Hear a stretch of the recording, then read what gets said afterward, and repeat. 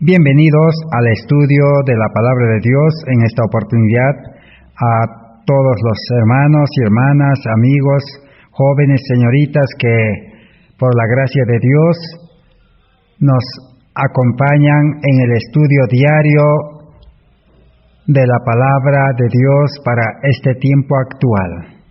Estamos estudiando el precioso mensaje de salvación que Dios ha dispuesto para este tiempo del fin. Y debemos estar agradecidos a Dios por darnos el tiempo oportuno en este día para que podamos continuar en el estudio de este mensaje de liberación del pecado. Un mensaje que nos puede dar vida nueva. Un mensaje que da victoria sobre el pecado, victoria sobre las malas costumbres, malos hábitos, inclinaciones, malos deseos y todo el mal que el ser humano tiene en su naturaleza pecaminosa, para lo cual Dios ha provisto todo, dice. Y si el Evangelio no tiene poder, si la palabra de Dios no tiene poder, es porque el ser humano no tiene fe. No queremos apropiarnos, no queremos dejar la vida antigua de pecado en este mundo y aún la vida misma en este mundo. Por eso necesitamos seguir estudiando hasta que el Señor pueda permitir en su misericordia que nuestros propósitos sinceros puedan ser colmados, el hambre de la justicia puede ser satisfecho y también su palabra, su ley pueda ser escrito, grabado en nuestra mente, en nuestro corazón por el Espíritu Santo. Por eso estamos abocados en este estudio. Estamos ya en el estudio número 138 de esta serie de justificación por la fe. Estamos estudiando el mensaje de salvación a la luz del santuario y sus servicios. Vamos a continuar estudiando cómo es que en el plan de Dios en su infinita sabiduría ha provisto medios, métodos de enseñanza para hacernos comprender cómo el pecado se puede poner fin, cómo solucionar el problema del pecado en la vida del ser humano y en el mundo también. Y una de las lecciones está en el santuario, en el altar del sacrificio donde el cordero era consumido totalmente, convertido en ceniza, para que no más ese cordero pueda levantarse. Ese cordero representa a Cristo. Cristo dio fin al pecado. Así como dice en Daniel 9:24, el Mesías, dice, pondrá fin a la prevaricación, fin al pecado y purificará, expiará, dice, el pecado para traer justicia. Cristo realmente cumplió esta profecía y ahora nosotros necesitamos recibir, apropiarnos de esa vida que ha provisto de victoria sobre el pecado. No necesitamos seguir viviendo en vida pecaminosa, cometiendo pecado y pidiendo perdón a Dios, haciendo ministro de pecado a Cristo. Con ello estamos, dice, anulando la muerte de Cristo, diciendo que es inmunda la sangre de Cristo. El problema está en nosotros. Así como hemos estudiado en el estudio anterior, los seres humanos son los que el Evangelio, la palabra de Dios, lo han convertido en complicado. Lo han convertido en difícil la vida cristiana. en difícil el cambio de la vida de pecado a una vida de santidad. Pero la palabra de Dios es tan sencillo y tan fácil que Dios conoce la necesidad del hombre y por lo tanto la salvación lo ha hecho fácil. El ser humano, si llega a comprender y reconocer, solamente necesita entregar su vida como el cordero al altar del sacrificio, o estar dispuestos de que entregar su vida a Cristo para que Cristo pueda crucificar juntamente con Él en la cruz, o estar dispuestos a abandonar Egipto, el mundo, para que Dios con su poder pueda liberarnos a un lugar seguro. Así, de esa manera, será fácil vivir una vida sin pecar, una vida llena de buenas obras de Dios, una vida de obediencia a las leyes de Dios, una obediencia agradable, delicioso. Ese es el Evangelio de salvación.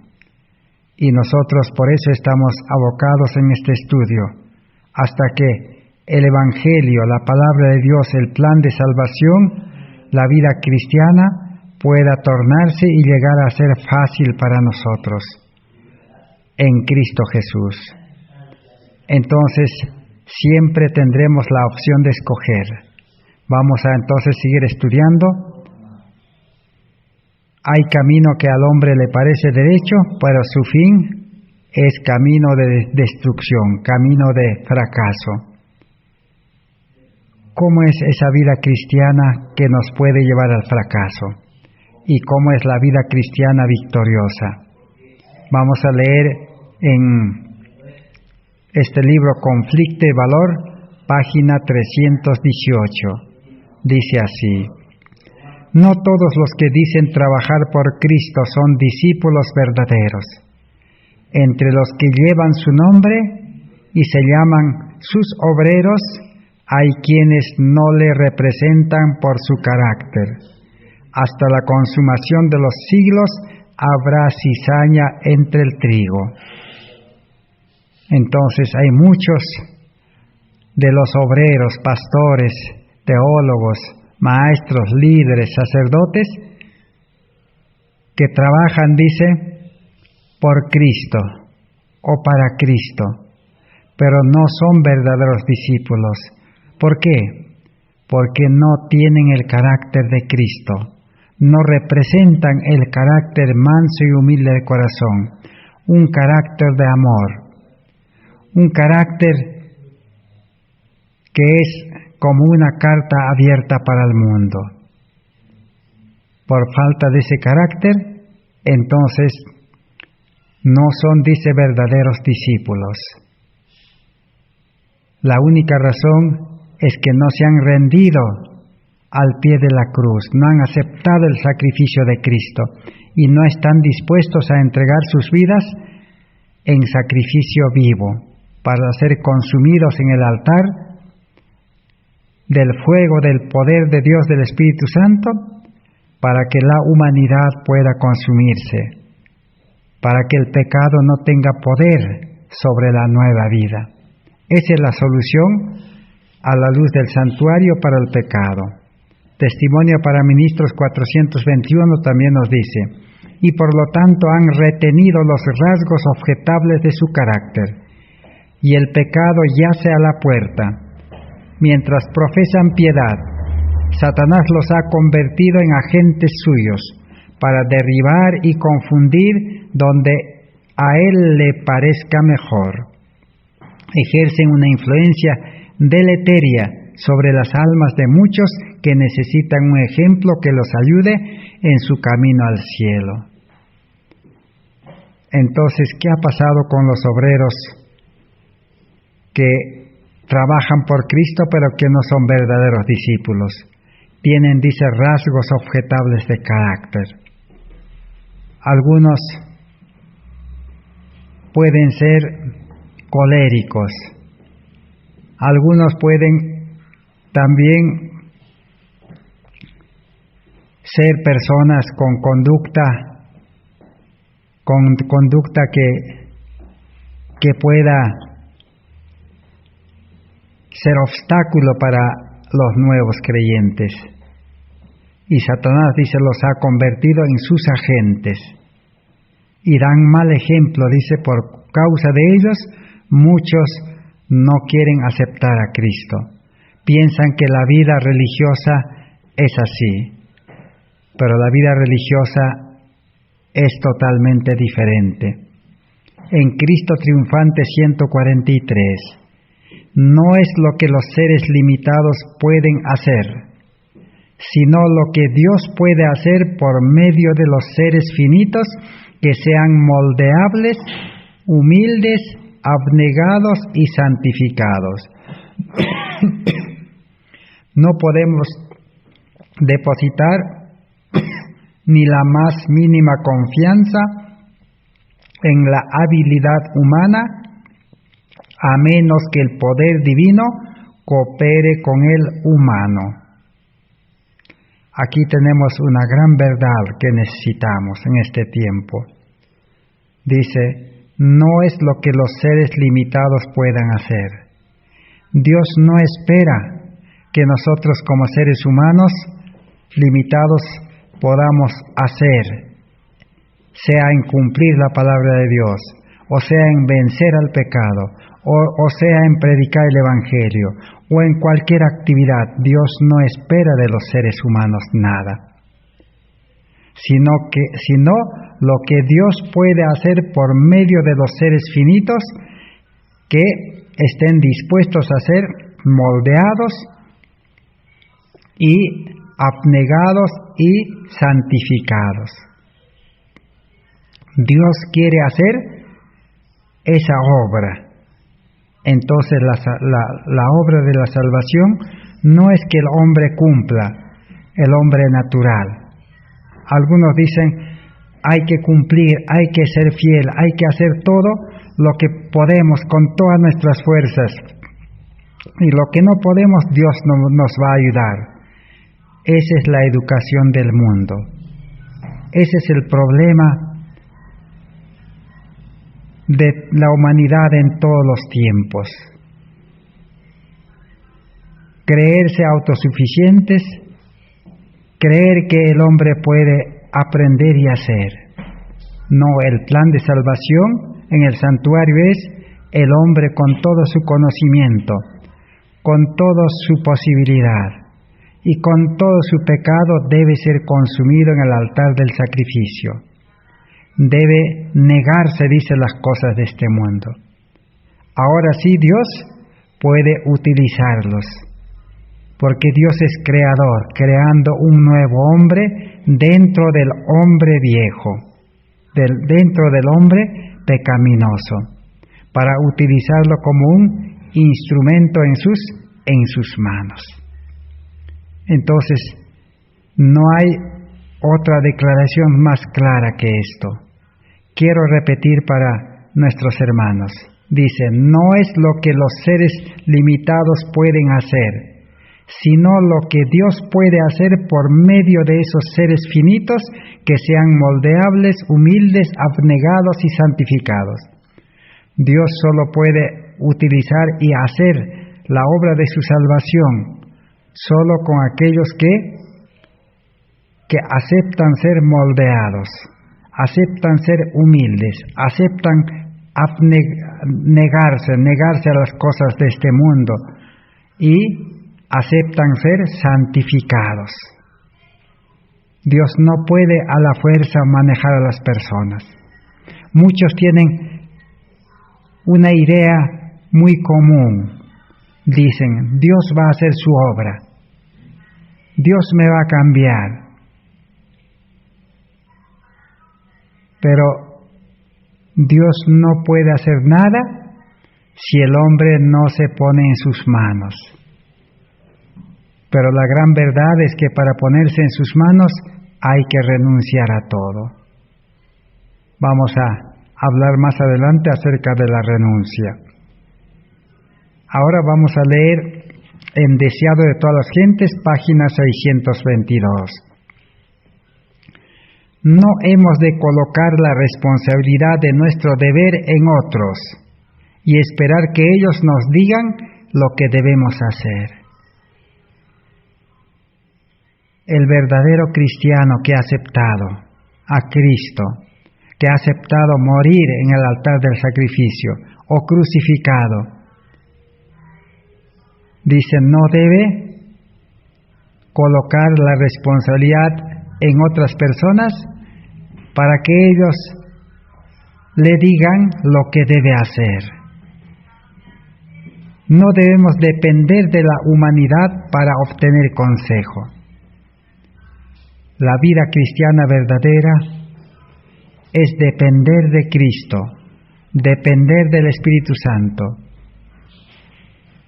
No es depender de los hombres, no es depender del pastor misionero o líder o el hermano más antiguo o anciano para que ellos nos digan lo que tenemos que hacer.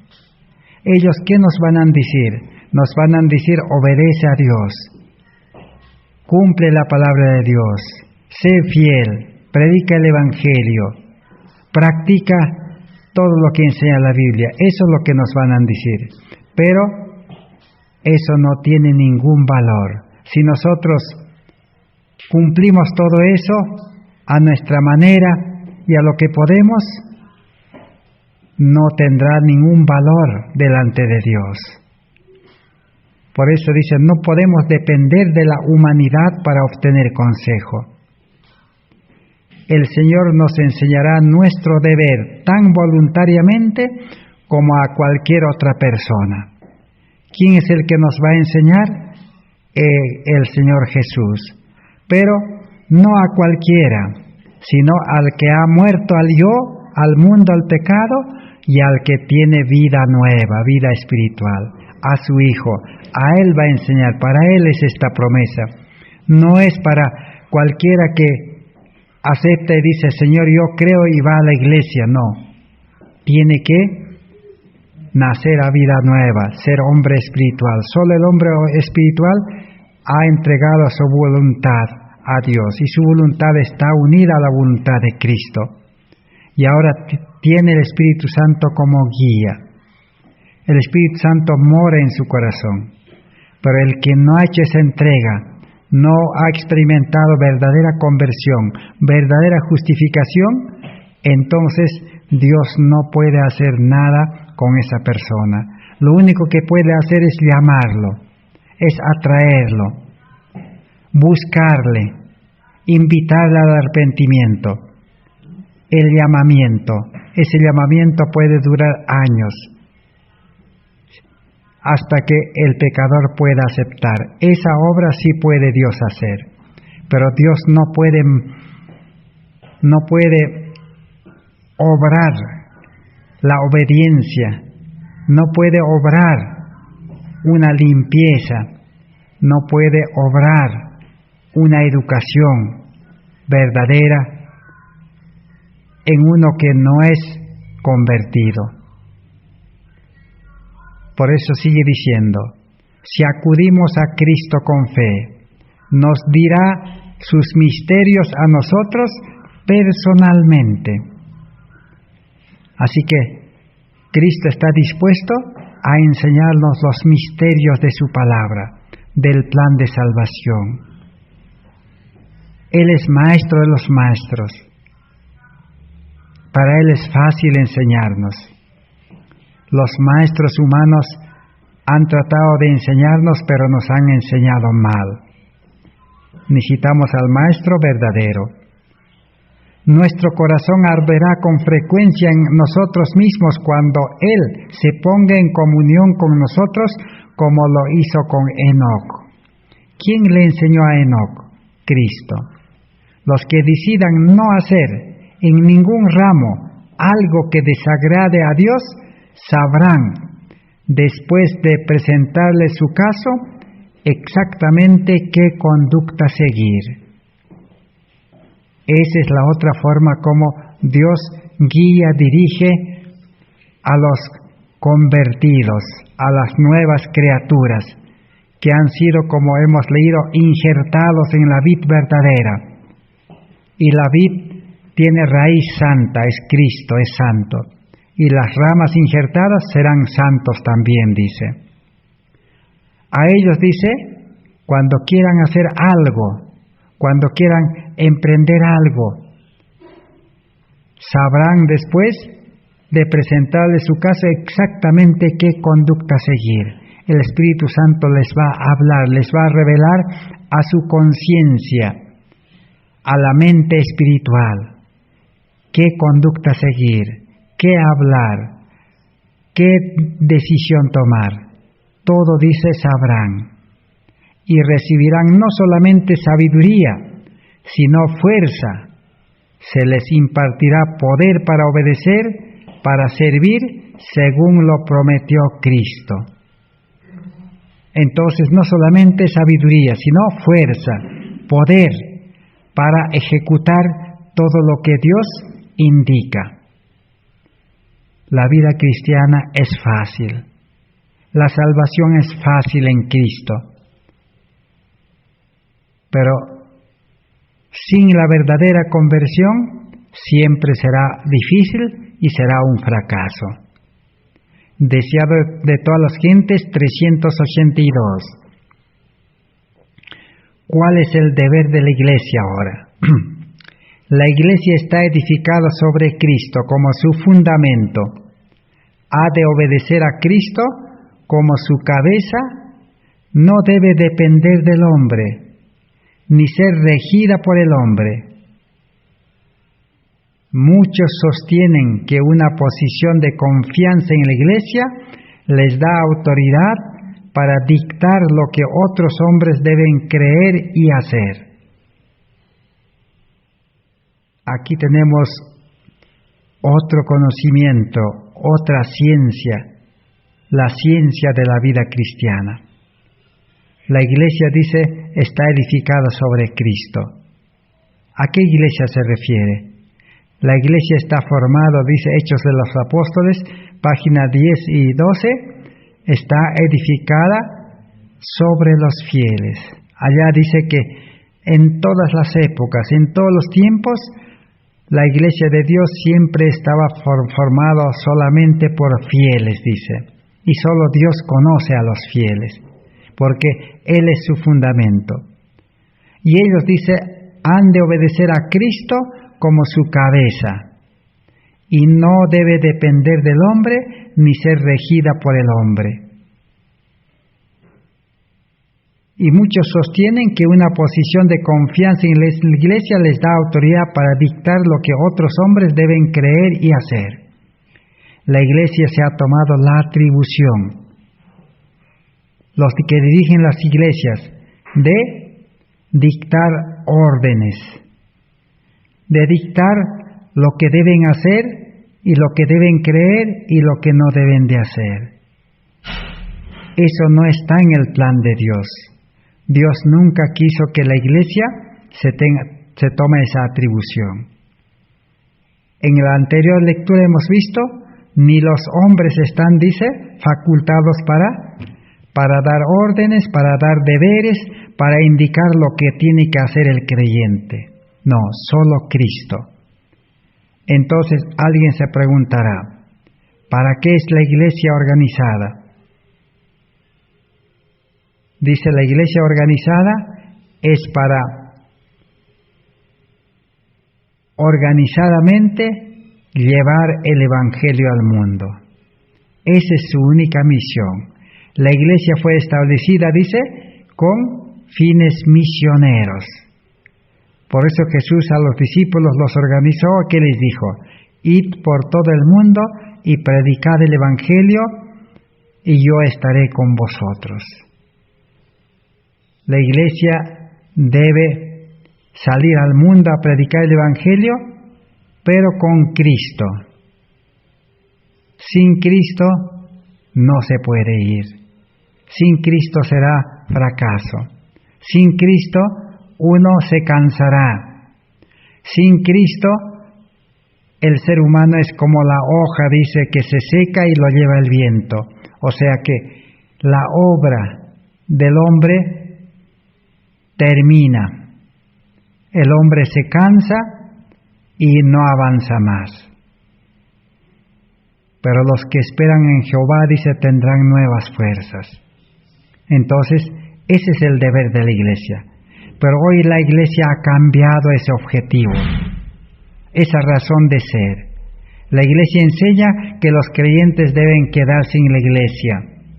Solo enseñan a asistir a la Iglesia a los cultos y sostener a la Iglesia con sus diezmos o ofrendas, y luego les enseña que deben seguir trabajando en el mundo.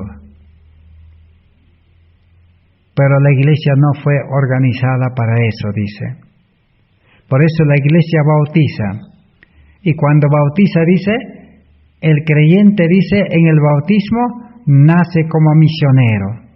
Recibe la unción del Espíritu Santo para ser ministro, para ser su pastor, poniéndose a órdenes del verdadero pastor que es Cristo.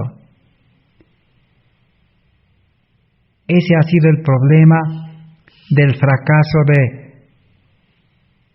de la cristiandad, de los religiosos en esta última crisis que vino al mundo. Por eso, ahora en esta crisis, los creyentes ya se han visto privados de depender de la Iglesia y de los hombres. La Iglesia cerró sus puertas y ya se acabó ahí las reuniones. Los líderes, los dirigentes, los pastores ya no han podido ir a predicar ni a visitar. Y el diablo ha creado un sistema moderno de predicar por Internet, por Face o por Zoom. Todos esos medios hay que aprovecharlo sabiamente con la dirección del Espíritu Santo para llevar el Evangelio al mundo o para despertar algún interés. Pero para mantener a los creyentes allí en sus casas está totalmente en contra del plan evangélico. El plan evangélico es llevarlos al mundo a los creyentes. La Iglesia debe enviar al mundo a todos los creyentes. Cada miembro bautizado debe ser enviado al mundo. Ahora es otra cosa que no ha sido preparado para el bautismo. Porque el Evangelio, que es la buena noticia, que dice, y dice, haced discípulos, bautizándolos,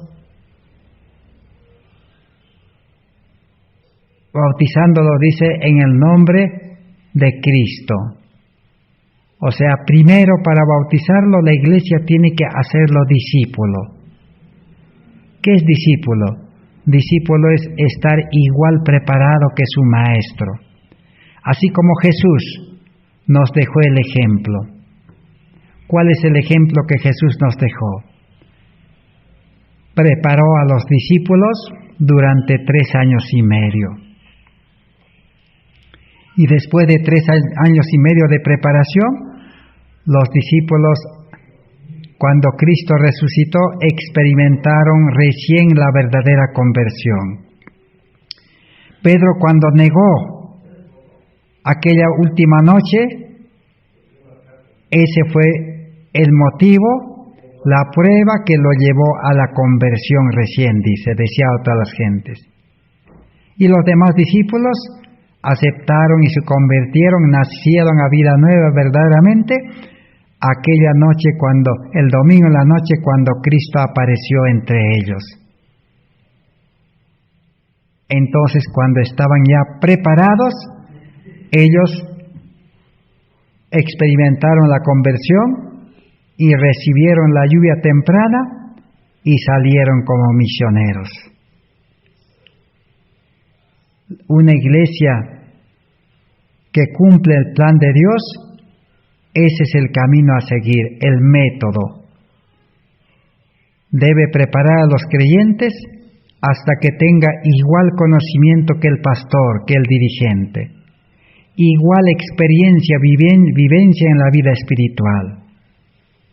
Ahora sí, debe ser bautizado y ahora está ya preparado con el poder del Espíritu Santo, enviarles al mundo de 2 en 2. Pero la Iglesia ha pervertido este orden evangélico. Y por eso el cristianismo está en decadencia. El cristianismo va a fracasar. El cristianismo se va a unir a los poderes de este mundo para perseguir a los sinceros y a los fieles. Eso también está profetizado en el libro de Apocalipsis. Ahora vamos a leer en Cada Día con Dios 156. ¿Qué es lo que está faltando? Dice, el Espíritu Santo es el Consolador. Y ahora como Consolador, ¿ha dejado de hacer su parte en la obra del Espíritu Santo? Si así fuera, no habría nada de qué acusarlos. Pero la promesa es segura y firme. Cuando ustedes dicen que no tienen fe en Dios, lo hacen mentiroso y manifiestan que no tienen confianza en la obra del Espíritu Santo, que está siempre listo a ayudarnos en nuestras debilidades. Entonces pregunta, ¿será que el Espíritu Santo no puede hacer su obra de prepararnos, cambiar nuestra vida y darnos vida espiritual, santificarnos cuerpo y alma y espíritu? ¿Será que no puede? No, dice. La promesa, dice, es segura y firme. El problema es que el hombre es el que no tiene fe. Y al no tener fe, no hay resultado, no hay fruto en la vida espiritual. Y lo hacemos mentiroso al Espíritu Santo. Como que el Espíritu Santo nos ha mentido de engendrar en nosotros nueva vida y darnos crecimiento y darnos fruto. Lo hacemos mentiroso. No, el problema, dice, está en el creyente profeso. Hay incredulidad, falta de fe, falta de confianza. El Espíritu Santo está listo siempre, esperando ayudarnos, esperando llevarnos a Cristo, esperando darnos el arrepentimiento. Pero ¿qué pasa? Dice, el Espíritu está siempre aguardando junto a la puerta del corazón, siempre golpeando para que se lo deje entrar. El Espíritu Santo entonces está esperando a la puerta de nuestra vida. Está trabajando ahí por nosotros. Fuera de nosotros, en favor nuestro, está trabajando todos los días, día y noche. Pero el Espíritu Santo quiere entrar a nuestra vida, a nuestro corazón. Dice, déjenlo entrar. Todo lo que tienen que hacer es poner su voluntad de parte del Señor. Necesitan la promesa, pero tienen que tener una confianza perfecta en el Ser Infinito que la respalda. Digan, soy del Señor, creo, expulsen toda duda del alma, tengan fe en Dios, Él los ama, jamás se permitan dudar o desconfiar en Él. El Espíritu Santo está esperando que nosotros, ¿qué necesitamos? ¿Cuál es la parte del ser humano pecador? Fe y entrega de nuestra voluntad. Hemos estudiado qué significa entrega de la voluntad. Entrega de la voluntad es como entregar nuestras manos para ser cortado, o entregar nuestros pies para ser amputado, o entregar nuestro ojo, dice, para ser sacado. Cuesta, no es fácil entregar la voluntad. En eso reside el secreto de empezar la vida cristiana.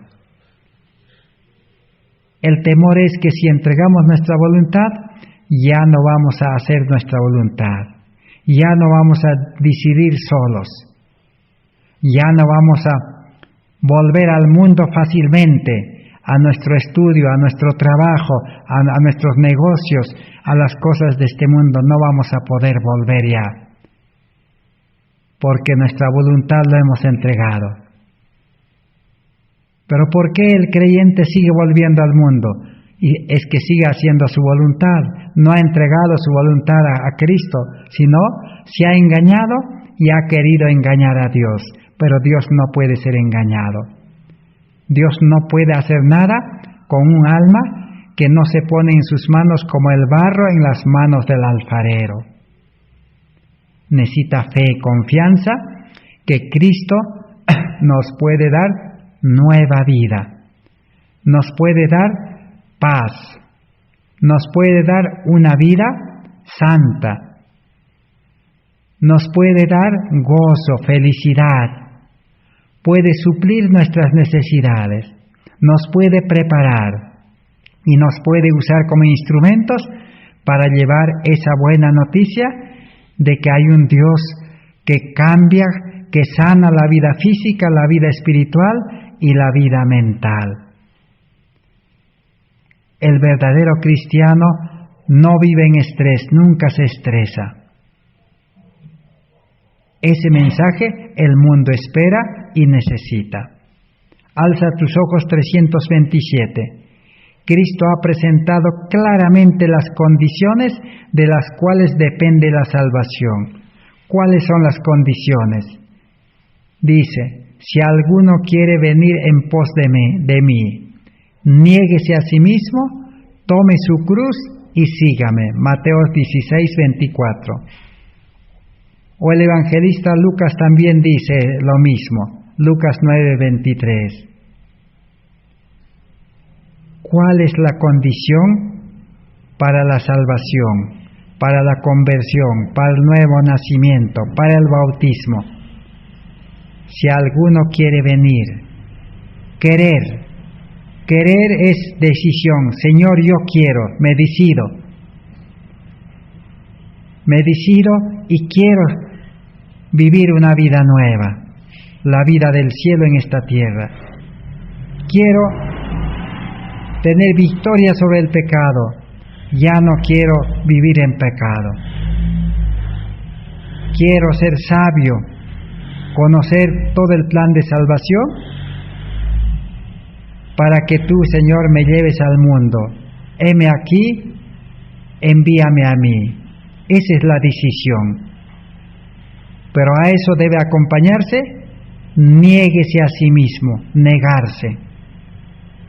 Negarse uno mismo a su vida, a vivir viviendo esa vida cómoda que vivimos, ¿no? Algunos viven una vida de profesionales, una vida de ricos, una vida de pobreza, una vida, bueno, de toda clase hay. Negarse a esa vida. Señor, ya no quiero seguir viviendo así como estoy viviendo. Y dos, negarse todas las cosas de este mundo. Negarse la educación de este mundo, porque esa educación lleva a la destrucción de la vida. Negarse a la alimentación de este mundo que lleva a la enfermedad. Negarse a las actividades de este mundo, a la profesión, al negocio, porque toda actividad, todo negocio está basado en el engaño y en la mentira. Negarse también a la vida en la ciudad, porque en la ciudad está contaminado y está lleno de toda clase de males. Entonces, si uno está dispuesto a negarse a eso, Dios puede, ahora sí, Cristo entrar en el corazón y comenzar la buena obra. Ese es el mensaje que el mundo religioso no quiere escuchar y no quiere enseñar. Por eso el cristianismo está en fracaso y en decadencia. Y después seguir a Cristo, dice, cargando la cruz de Cristo. Esas son las condiciones. La salvación es condicional. No es como el evangelio barato, el evangelio falso, el evangelio pervertido que dice, solo cree en Cristo, así como los demonios creen, nada más. No se nieguen, dice, no dejen el mundo, sigan trabajando para el mundo, dice, pero también hay que asistir a la iglesia. Ese es el evangelio que nos salva. El carácter no va a cambiar nunca. Dios no pide que el hombre cambie su carácter, sino Él nos quiere dar su carácter, un nuevo carácter. Entonces, ese es el evangelio que necesitamos seguir estudiando. Alza tus ojos 245. No pensemos que podemos pasar por este mundo haciendo lo que nos place, y no obstante ser aceptados por Dios como seguidores de su Hijo. Las puertas de la ciudad de Dios no se abrirán para los que no han levantado la cruz y seguido a Cristo en renunciamiento y abnegación. Así que nos engañamos y engañamos a otros con nuestro ejemplo, pensando de que podemos en este mundo complacernos y seguir sirviendo al mundo, viviendo en el mundo, como nos guste y como queremos. Las puertas, dice, del cielo, para ellos están cerrados. ¿Y para quiénes es la salvación entonces? Dice, para los que han levantado la cruz de Cristo, han seguido a Cristo cargando la cruz, en renunciamiento y abnegación. Ahí está renunciamiento. Renunciar. Lo que Dios quiere es, para que empecemos la vida cristiana, es renuncia, negación, abnegación, y estar dispuesto a cargar la cruz de Cristo. Empecemos por lo último. ¿Qué significa cargar la cruz de Cristo? Es vivir su vida, es trabajar para Él, trabajar en los negocios de Cristo, ya no en los negocios de esta vida ni del mundo. Ese es cargar la cruz. Jesús a los 12 años, ¿qué dijo? Cuando estaba enseñando el Evangelio en Jerusalén, a sus padres terrenales le dijo, ¿no sabíais que estoy ocupado en los negocios de mi Padre? Esa es la carga de Cristo, la carga de llevar el Evangelio. Eso es cargar la cruz. ¿Por qué cargar la cruz? La cruz, dice, debe levantarse en nuestro corazón para que el yo, el hombre viejo, el hombre carnal, esté en la cruz. Pero esa cruz tenemos que cargarlo con el muerto, que somos nosotros en sentido espiritual. Y bueno, ahora pasemos a la abnegación. Ya hemos dicho, abnegación quiere decir nosotros negarnos todas las cosas que nos gusta humanamente, carnalmente.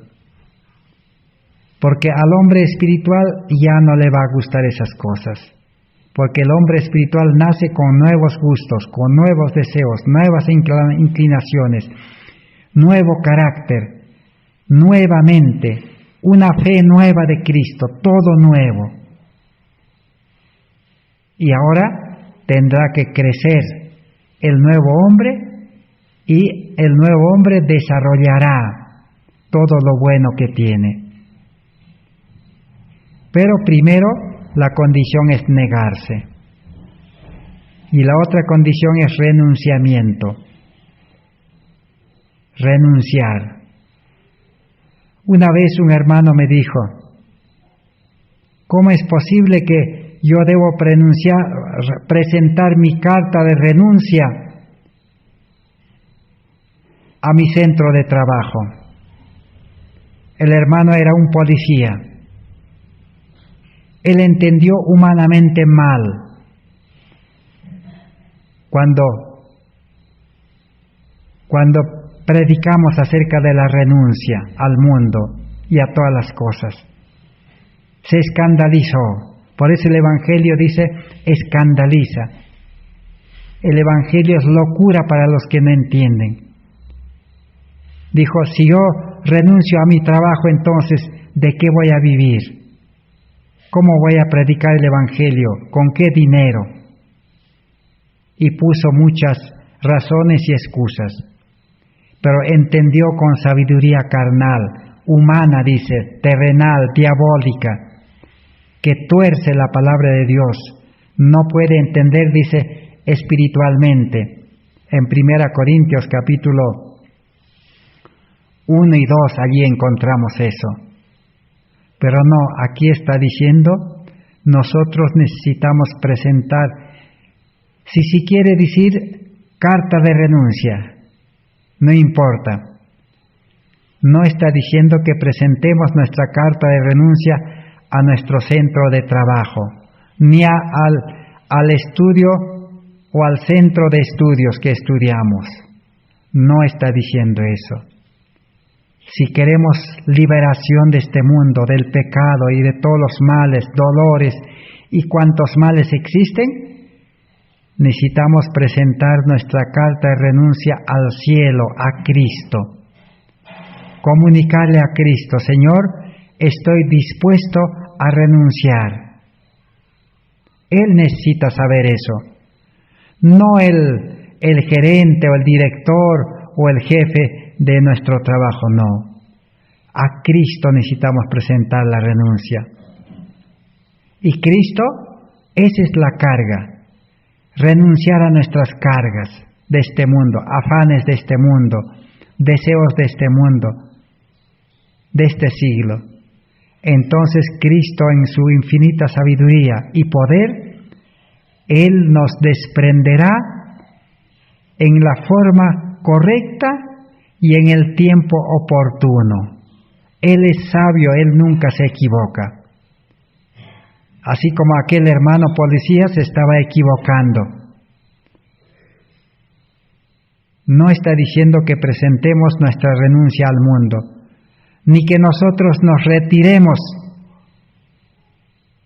porque así lo decidimos. A esos el Evangelio lo llama fanáticos. Un celo ciego. No, Dios no da ese encargo, esa facultad al hombre a dejar solo, por iniciativa propia, no. Porque el hombre es pecador, su mente está malogrado, puede equivocarse, y va a pasar necesidad, va a pasar mayores problemas, y va a blasfemar el nombre de Dios. Necesitamos comprender, renuncia a Cristo, y Cristo en su sabiduría. Ahí tenemos los ejemplos. José estaba dispuesto a servir a Dios. Estaba dispuesto a renunciar a todo por ser fiel a Dios. ¿Y qué pasó? Dios le sacó de su familia. Sus hermanos lo vendieron. Ahora sí, Cristo lo llevó a Egipto para hacer luz. Moisés también estaba dispuesto, dice, a echar su suerte con el pueblo de Dios. Y Dios lo sacó de Egipto y lo llevó al desierto 40 años para educarlo. Así es, entonces Dios es sabio. A los discípulos los desprendió en la abundancia, cuando estaban en la cúspide, en el éxito de la pesca. Le dijo el Maestro: ahora yo os haré pescadores de hombres. Dios sabe en qué momento desprendernos. Ese es el plan de salvación. Por eso dice: el justo vivirá por la fe. Hijos e hijas de Dios 117. La verdadera dificultad consiste en la corrupción del corazón no santificado y en la falta de disposición para someterse a la voluntad de Dios. El problema está en nuestro corazón, dice, corrupto y no santificado. Por eso no podemos vivir una vida cristiana plena. Por eso esa vida debe ser puesto sobre el altar del sacrificio. Pero necesitamos disposición. La otra expresión que Dios utiliza es la disposición. Dios quiere la disposición. Si estamos dispuestos a someter nuestra voluntad a Dios, Dios actúa. Si estamos dispuestos a dejar el mundo, Dios actúa y nos sacará como al pueblo de Israel sacó de Egipto. Para Él es fácil sacar a los seres humanos de donde está, porque Él tiene poder. Solamente ordena a aquellos hombres que nos esclavizan, a aquel sistema que nos esclaviza, y nos libera. Cuando nazca el determinado propósito en vuestros corazones de vencer, entonces estaréis en disposición de triunfar. Si estamos dispuestos a vencer, entonces Dios actúa y nos da el triunfo. Esas son las alegres nuevas de la salvación. En Cristo triunfante 208.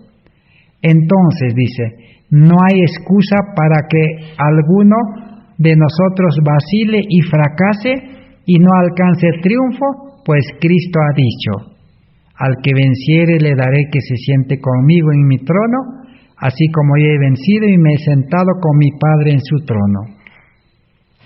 Así que no hay excusa para la perdición, no hay excusa para el fracaso, no hay excusa para quedarse allí donde estamos.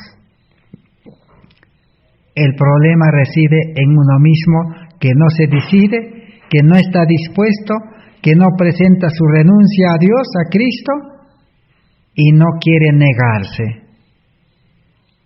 Ahora sí, Cristo no puede hacer nada, seguirá esperando en la puerta de nuestra vida, de nuestro corazón, seguirá trabajando de afuera. Pero cuando termine el tiempo de gracia, estaremos totalmente perdidos. En A fin de conocerle, página 80.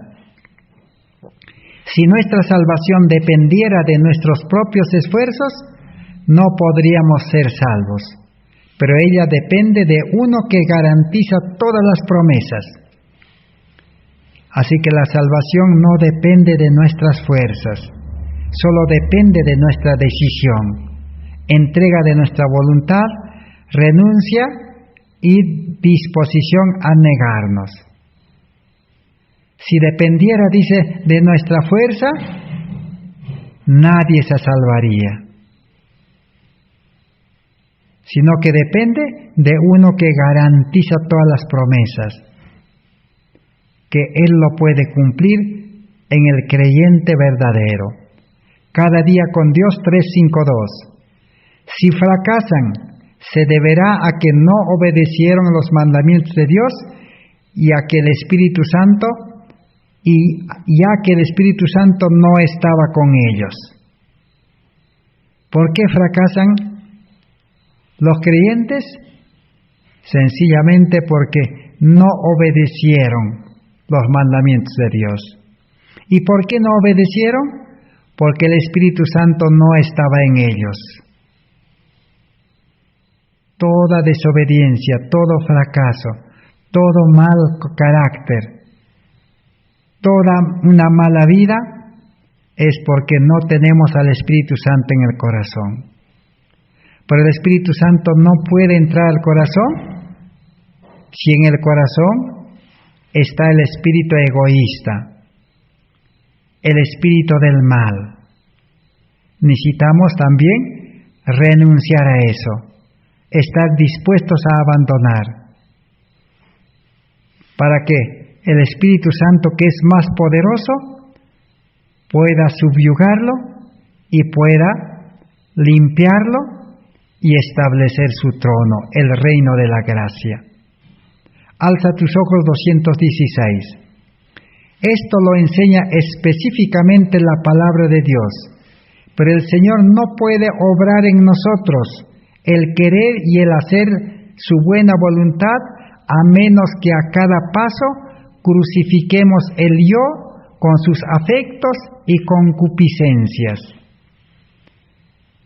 Otra declaración más clara que esto, yo creo que nunca va a haber.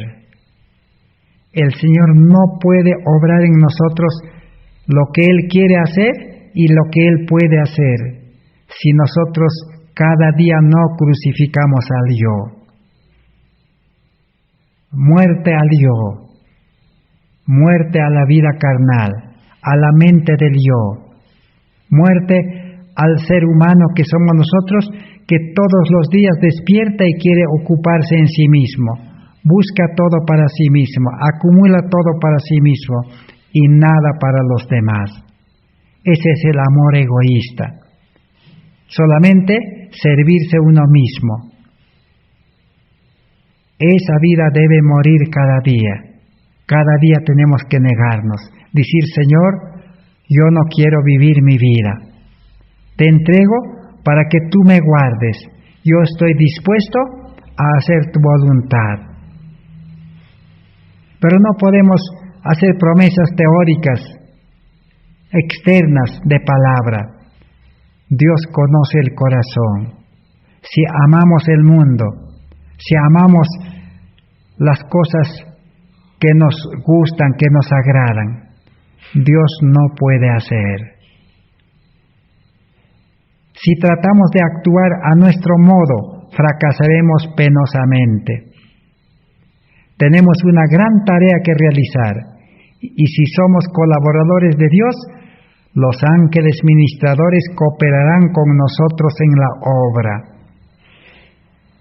Así que tenemos que realizar una gran obra, pero esa obra no lo hacemos nosotros, sino Dios por medio de su gracia y su Espíritu Santo en el creyente que confía. Pero el creyente dice, seremos colaboradores de Dios nada más. Colaborador quiere decir ayudante, servidor o coadjudor, colaborador. Pero muchos, cuando el yo vive, el creyente tiene confianza propia, lo vive al revés. Dice, Señor, yo voy a hacer, y Señor, tú me vas a ayudar. A Dios quiere convertirlo en ayudante, y Él quiere hacer las cosas. El ser humano carnal quiere ser el maestro, el que emprende, y solo cuando no puede pide ayuda a Dios. Esa es la educación del mundo. Esa educación se ha traído a la vida religiosa, y Satanás quiere tener engañado a los religiosos en este tiempo. No, la vida cristiana es al revés. Entrega de nuestra vida, Cristo es el arquitecto, Cristo es el maestro, Cristo es el piloto, Cristo es el capitán, Cristo es el guía. Nosotros tenemos que obedecer, colaborar con Él, ser instrumento en sus manos. ¿Por qué hoy en día los creyentes pedimos, Señor, ayúdame? Es que no tenemos a Cristo al Maestro. Un maestro no nos puede ayudar, al Maestro hay que ayudarle. Eso la razón nos puede dar razón. Ahora sí, dice, si nos ponemos en sus manos como ayudantes, como colaboradores, como siervos, los ángeles ministradores cooperarán con nosotros también en la obra. Por lo tanto, aferrémonos a este maravilloso poder por medio de una fe viva, orando y creyendo, confiando y trabajando, entonces Dios hará lo que solo Él puede hacer. Dios va a hacer en el hombre todo, dice. Pero Dios no puede actuar si nosotros no renunciamos, no tenemos disposición, no estamos dispuestos a negarnos y no nos ponemos en sus manos. Dios no puede hacer nada. Él hace cuando el hombre se rinde en sus manos. Por eso justificación por la fe, dice, es humillarse en el polvo al hombre, y Dios hace en el hombre lo que él no podía hacer.